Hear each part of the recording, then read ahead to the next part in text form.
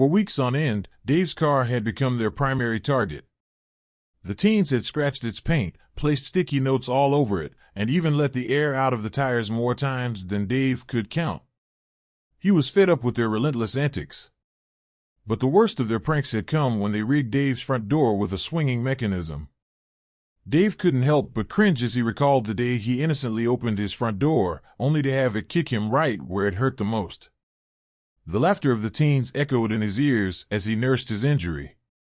Their cruelty extended beyond just physical harm. They often made fun of Dave's appearance and living habits, mocking his disheveled hair and modest home. It was relentless, and Dave had had enough. Determined to put an end to their torment, Dave hatched a plan. He decided to follow the teens, recording their pranks and taking meticulous notes. He gathered evidence of their destructive behavior, hoping that it would be enough to put an end to their reign of terror. One evening, he captured footage of them vandalizing a local park and even causing a minor accident by placing obstacles on the road. Armed with this incriminating evidence, Dave decided it was time to end these humorless shenanigans. Dave did something he had never done before. He attended a town meeting. With his evidence neatly compiled, he stood before the mayor and presented a case against the teen pranksters, showcasing their destruction around town. The mayor, concerned about the safety and well-being of the community, agreed to open a case against the group. It was a small victory for Dave, but he wasn't done yet. Dave knew that vengeance alone wouldn't bring him true satisfaction. He wanted the teens to understand the consequences of their actions. So, he sought them out and, in a surprising twist, decided to confront them with a heartfelt speech.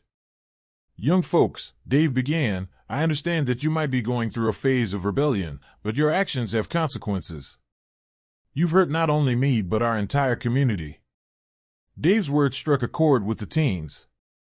They listened as he shared stories of his own struggles in his youth and how he had learned the hard way to channel his anger into something productive.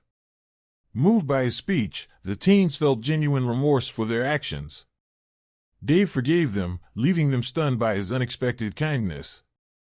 As Dave left the meeting with a sense of closure, he couldn't resist one last prank to teach the teens a lesson.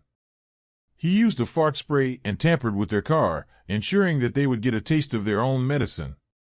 After the town meeting, the teens piled into their car to head home.